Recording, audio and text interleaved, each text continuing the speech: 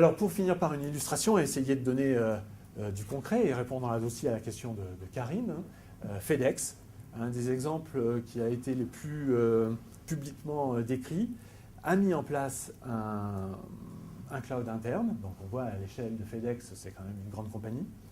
Ils étaient partis d'une situation initiale. Alors, j'ai enlevé le nom du fournisseur de mainframe Unix qu'ils utilisaient. Mais ils avaient constaté qu'il n'y avait que 20% de ces mainframes Unix qui étaient réellement utilisés en moyenne, et puis qu'il fallait qu'ils remplacent des composants au moins de cette infrastructure tous les 3 ou 4 ans et que ça leur coûtait assez cher.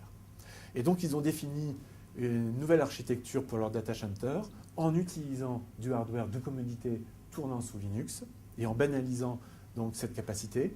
Alors ils n'ont pas donné de prix précis, de gains précis en coût d'exploitation, mais ils ont dit que la différence était substantielle par rapport à la situation précédente, tout avec cette migration qui s'est accompagnée d'une amélioration de la performance globale pour leur métier.